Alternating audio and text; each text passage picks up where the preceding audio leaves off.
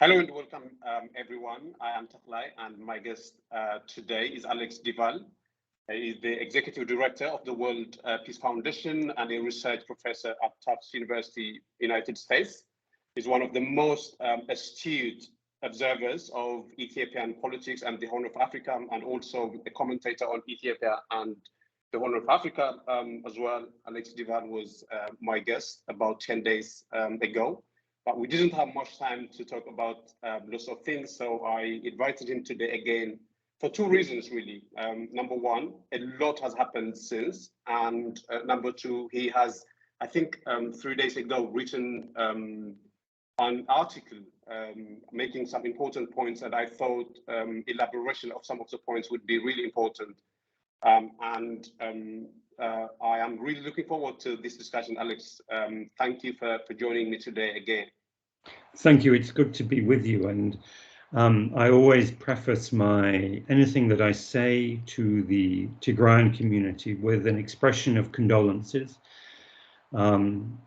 Just sympathy, condolences for all the people whom you've lost, all the suffering you are undergoing, all the fear with which you live on a day-to-day basis. And I should add to that also sympathies and condolences for Ethiopians and Eritreans whose children are being sacrificed in this needless, stupid, and bloody war. Thank you for your condolences and solidarity, Alex. I'm sure your solidarity and condolences is felt everywhere, not just in Tigray, but in Eritrea and Ethiopia. So on behalf of a lot of people that I know are deeply appreciative of the work that you do and also of the deep sense of sadness that you feel, I would like to say thank you. So why don't we start with the piece that you wrote lately, Alex, titled Tigray faces a new onslaught. And maybe if you could start by telling us the motivation for writing that, and then we'll go to more finer details. The particular point the central point I wanted to make in this article is that the peace talks under African Union Commission Chairperson Moussa Faki and his High Representative Olusegun Obasanjo are a sham. They're a fraud. Addis Ababa, which means the headquarters of the African Union in the former central prison, Alam Bakani, and Arat Kilo up the hill, are in cahoots. And the plan was to try and impose a military victory in time for the peace talks, and then drag the Tigrayan leadership, if they were still alive, to those peace talks in handcuffs. I wanted to make the point that there is an alternative vision of an African-led process consistent with the norms, principles of the African Union, and the importance of a cessation of hostilities and humanitarian access immediately.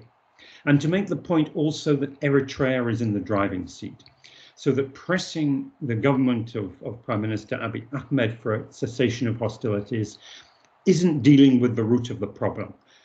It was necessary for the international community to step up its game and put pressure directly on Isaias Afwerki, who is running the show.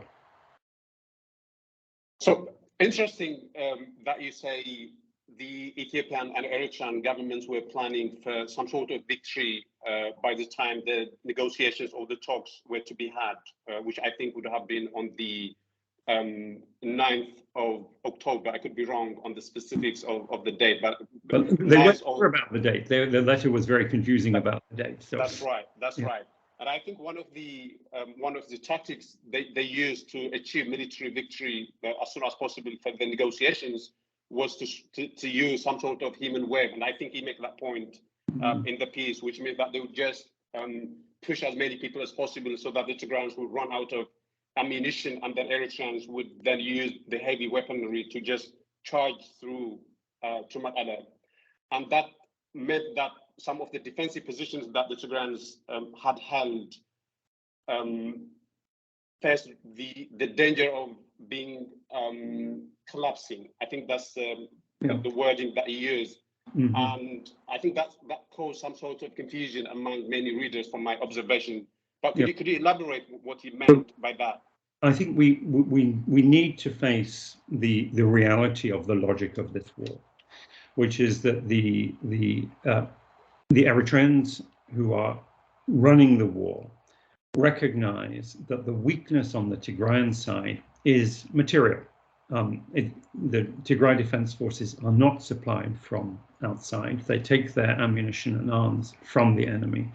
And so the strategy has been to grind down the Tigrayan front line with, by sending huge numbers of wretched Ethiopian conscripts into battle just to use up the TDF ammunition. And what we've been seeing on the Shire front is the TDF are forced to fall back. Therefore, the defensive lines do get overwhelmed, and they're falling back towards Shire. And what we then see as they fall back, any place that is occupied by the Eritrean-led forces, which of course also are present in Western Tigray, is scorched earth, utter devastation, massacre, and driving people from their homes, a policy of mass forced displacement. And my fear is a combination of this military tactic being sustained, indefinitely. So Eritrea using the bodies of Ethiopians and the treasure of Ethiopia to buy, which means using Ethiopian money to equip its army, grinding down the Tigrayans and pushing back the TDF, and then inflicting genocide on the areas that are occupied. I've been very reluctant to use the word genocide over the months, but I think we have to use it very frankly in this situation. And I think there is an illusion among some in the international community that if the Tigrayan defense lines were overrun, then somehow some normality could be restored. There would be a beneficent order restored to Tigray. And the model that they have in mind is what happened at the end of the Biafran War in 1970, when General Gowon defeated the Biafrans. He declared no victor, no vanquished, and began a process of reconstruction and reconciliation. Isaias Afwerki is not General Gowon. We know how utterly merciless he is, and anyone in the international community who thinks otherwise is frankly deluded. In terms of the Biafran parallel that you just drew, Alex, one of the suspicions, and I think it's a well-reasoned suspicion that people have, is the reason the Ethiopian regime really wants to have Obasanjo by its side is because he might be providing them some sort of advice and expertise how to execute the Biafran war style of war in Tigray. Do you have that sort of suspicion too? I don't think anyone needs to instruct Isaias Afwerki in the art of war and the art of getting Ethiopians to fight his war and to front his war. So I wouldn't subscribe to that. I think that there's a more general idea that Obasanjo may have, which is that you can defeat a rebellion and then restore normality.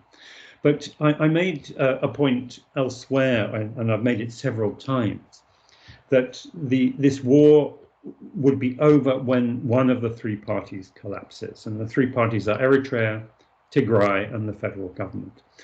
And I make the point that the federal government, the state of Ethiopia, has essentially collapsed already. It's collapsing in slow motion, and so we don't see it. But the Ethiopian National Defense Force is no longer a professional army. It's basically a rabble in uniform, which has two enormous dangers. The first danger is that a rabble in uniform, and particularly a rabble that has suffered terrible casualties, that has actually been losing battle after battle against the TDF, those soldiers will be aggrieved and bloodthirsty and undisciplined. And secondly, for Ethiopia as a whole, one of the central pillars of the state has collapsed. And it may not be apparent yet, but it will become apparent in time. And so this is really a fight between Tigray and Eritrea, with Eritrea using Ethiopia as its proxy. And the question is, which will survive, which will prevail, and should the Tigray Defense Force be forced to abandon a town, for example, should it be forced to withdraw from Shire? There would be, we know from the experience of what happened last year, the terrible experience of what happened last year, that the lesson that the Eritreans would have learned was that they were not merciless enough. And that as the war continues, it would only get more bloody. So I do wish to sound the alarm that this conflict is getting more horrible, and that the consequences are getting more calamitous with every passing day. So one of the contentions that you are making, Alex, is that Ethiopia has sort of relinquished control to Eritrea, and that is assuming that it had control in the beginning to begin with. And I think there are reasonable grounds to believe that the whole thing was designed by Eritrea to begin with. But anyway, I think that doesn't matter now. I think what has become clear to you now is that it's Eritrean commanders who are running the show as far as the war is concerned.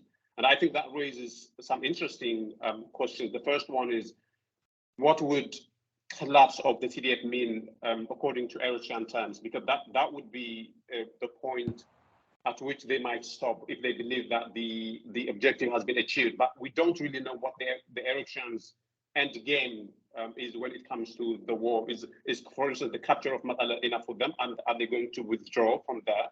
Or do they have some other sort of objective that we don't know? Could you say a few words about that?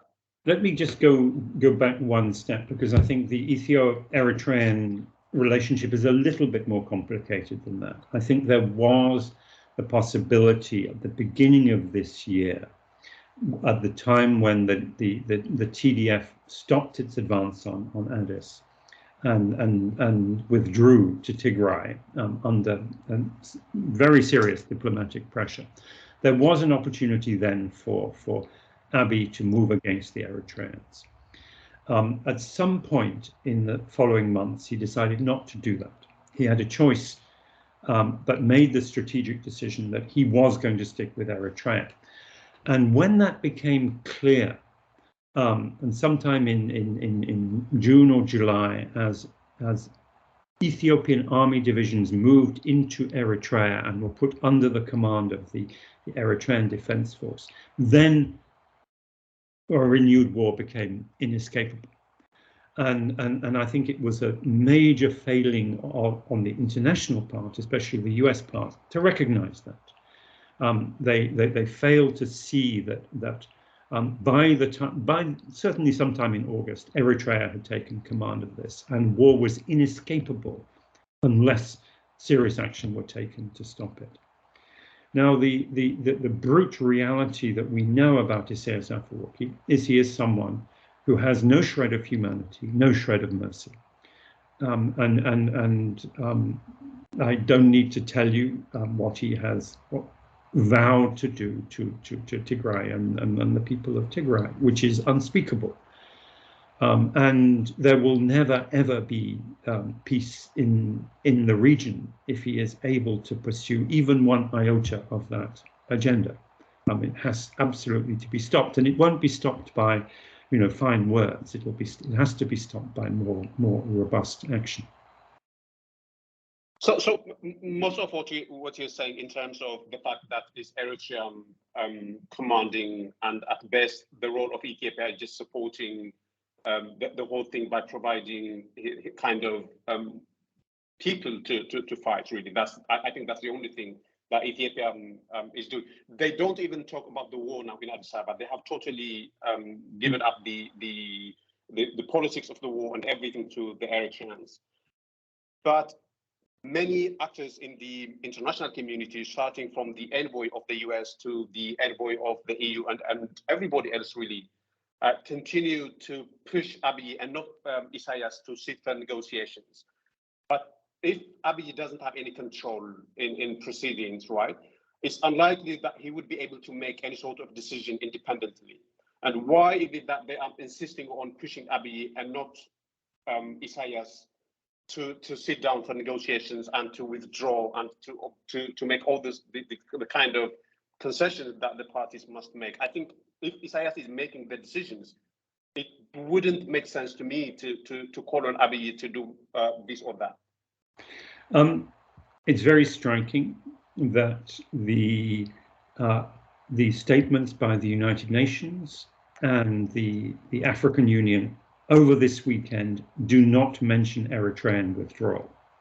That is a terrible blind spot, and those organizations cannot be taken seriously until they say that the Eritreans must withdraw. The US and the European Union are saying that, which is good. And once there is sufficient pressure on Eritrea to withdraw, and this can't just be diplomatic statements, this has to be some more robust form of action or serious threats to Eritrea to withdraw, then there is a possibility of getting Abiy to agree to a cessation of hostilities, because frankly, Abiy does not have an army capable of fighting. And a cessation of hostilities is not only in the interests of Tigray and the civilians, the ordinary people of Tigray, it's in the interest of Ethiopia, because so many thousands of Ethiopian youngsters are being slaughtered for the ambition and the sheer hatred of Isaias Afwerki. And the country of Ethiopia is being sacrificed to Isaias' ambition, and stopping the hostilities is essential not just to saving lives in Tigray, but to saving Ethiopia as well. Well, but maybe to follow through on that, Alex, maybe I would read you a statement that the AU just issued. It says that the chairperson urges the parties, so the parties in the Tigray and the Ethiopian parties, to recommit to dialogue as per the agreement, to direct talks to be convened in South Africa by a high-level team led by the AU High Representative for the Horn of Africa and supported by the international community. So no mention of Eritrea, no mention of what they are doing in Shira. It's just the AU is insisting that both parties commit to negotiations. And there seems to be, at the very least in the AU corners, some sort of kind of hesitance really to mention Eritrea. And it's beyond, I don't understand why the reservation is. I think that Chairperson Mustafaki should look out of his window in Alambakan, the central prison, which has been reconstituted as the AU headquarters, and there he will see a small memorial to the victims of the Red Terror, the Ethiopians and Eritreans who were massacred in their tens of thousands on that very spot. To the victims of the genocide in Rwanda and other unspeakable atrocities. And he should just go down and kneel in front of that memorial and ask for forgiveness from the victims and survivors of the current atrocities, whom he has betrayed. Because until that forgiveness is asked, until the shortcomings of the African Union Commission are recognized, and the fact that he has betrayed the very norms and principles on which his institution was founded, he will not have the legitimacy and standing to be a mediator in this conflict. Africa as a whole has that legitimacy. The African Union Commission, under its current leadership, does not. But very, very kind of puzzlingly, really, the US would know this about the AU and about the AU Commissioner, and that they would know, the AU would know that there are serious mediators in any reasonable sense of the word. but they still insist on an AU-led process. What is the thinking? What is the position of the US? How do they envisage the whole thing to come to an end if the AU is to continue to play a central role? And the only role that it has played so far is one of obstruction, really. So what do you make of the US position in the light of this? I think the US is perhaps slowly, belatedly waking up to the gravity of what it has allowed to unfold. And I so profoundly hope that those in positions of authority in Washington, D.C. realize that history will judge them if they do not act to stop a genocide on their watch. Well, so what do you see happening now, Alex? I know that you say for the war to come to an end, one of the parties must collapse, either the Tigrayans or, please.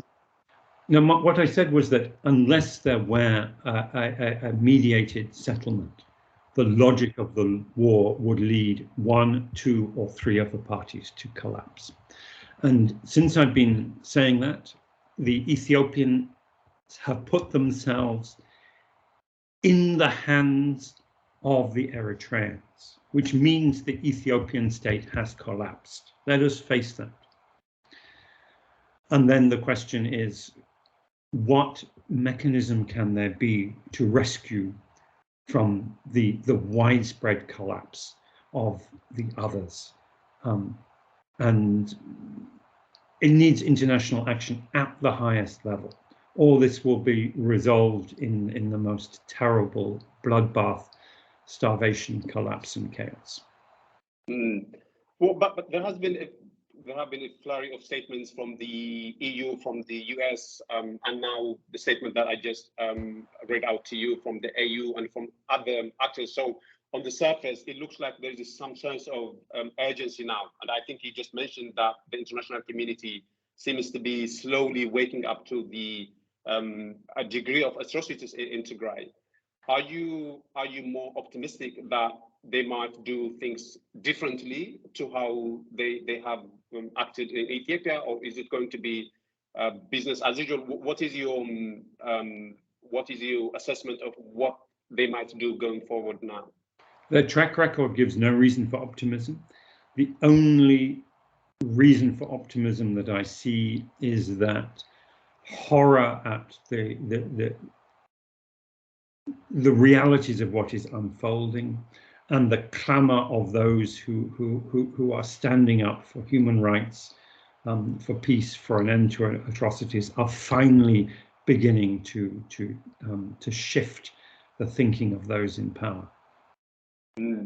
So one final question, Alex. I promise you that I'm going to hold it for 30 minutes. So one final point. In the piece, you make the point that from the way the AU letter has been framed, the previous one, in the date and the mistake that they made and everything, you said that betrays maybe the suspicion that it could actually have been written by Ethiopian officials, and that the AU is working hand in glove with the Ethiopian officials. I think that's not a mystery to anybody. And interestingly, I think the previous interview we recorded on the same date that Kenyatta pulled out of the planned negotiations, and of course the whole thing fell through as a result. And now, in the statement it issued today, it is pushing the parties to accept the negotiations that it itself said it couldn't facilitate because of logistical reasons. I find the whole thing bizarre in the sense that the AU is pushing for the parties to accept something that it said that it couldn't do. What do you make of that? It seems a contradiction in terms to me at the very least. The one positive thing about this current AU statement is that it is calling for a cessation of hostilities. Beforehand, it was not. It was saying talks without precondition, which meant talks while the fighting continues.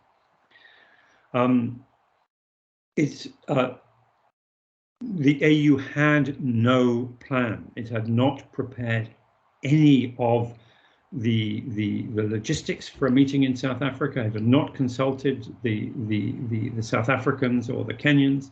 It was the most shoddy piece of diplomacy, which brought, frankly, embarrassment and shame on the AU Commission. If there are to be peace talks, I think the only way about for which this would happen would be to have an imposed cessation of hostilities. Now, we cannot have a negotiated cessation. It has to be imposed by the international community acting in unison, followed by peace talks, which could be African-led, but not AU-led. The AU has lost its credibility on this, but there are plenty of leaders in Africa who have the credibility and standing to lead such a process.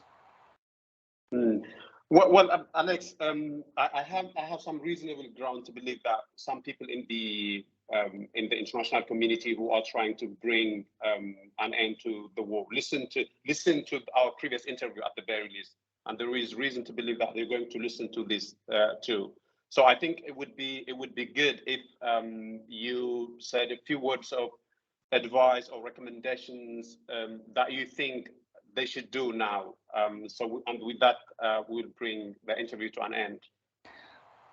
I think what we need to see is concrete, tangible expressions of solidarity with the people who are dying of starvation and the civilians who are suffering these most horrendous abuses. This could take the form of an immediate international humanitarian airlift to Tigray, implemented without requiring the permission of the authorities in Addis Ababa, but direct, and a clear expression that if Eritrea is to continue its atrocious war, there will be immediate consequences for Eritrea, for its violation of every single principle on which the international community has stood since the end of World War II. A no-fly zone, sanctions, an arms embargo, and a promise that all those who are responsible for these grievous crimes against humanity and genocide will be called to account before an international court, and they will face their victims and survivors in court where justice will be meted out. Well, I mean, I can only hope that at the very least, some of them will heed to your powerful words of advice. But thank you for the time, Alex, and also thanks for continuing to produce these brilliant commentaries. Your work is appreciated by serious people. I know some people on trolls on Twitter might complain and cry and all that, but you know that, and I know that your work is highly appreciated. And also thank you for your message of condolences and solidarity. And I hope by the time we meet next time, things will have changed for the better. I would just say one thing to those who send me those messages of hate.